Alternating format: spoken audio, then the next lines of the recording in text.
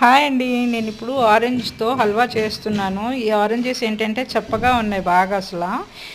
అందుకని చెప్పేసి జ్యూస్ బదులు కన్నా హల్వా చేద్దామని చెప్పి చేస్తున్నాను. చాలా బాగా వచ్చింది ఫస్ట్ టైం చేసినా సరే.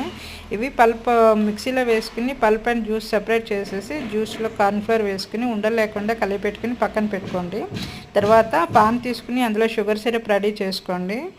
లైట్గా తీగపాకం వస్తే సరిపోతుంది. దాంట్లో ఏంటంటే తీగపాకం రాగానే ఈ ఆరెంజ్ మిశ్రమం ఉంది కదా, అది అందులో వేసి తిప్పుతూనే ఉండండి, ఉండలు కట్టకుండాను.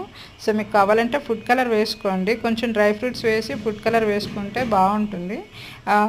సో ఇది ఇలా తిప్పుతూనే ఉండండి దగ్గర అయ్యేంత వరకు కూడాను. తర్వాత ఒక ప్లేట్ తీసుకుని దానికి నెయ్యి రాసి పెట్టుకోండి. ఇది చల్లారిన తర్వాత, ఇది కొంచెం దగ్గర పడిన తర్వాత అందులో వేసేసి చల్లారిన తర్వాత ముక్కలు కట్ చేసుకోండి. ఆరెంజ్ హల్వా రెడీ అయిపోతుంది. చాలా బాగా వచ్చింది. నచ్చితే లైక్ చేయండి, షేర్ చేయండి.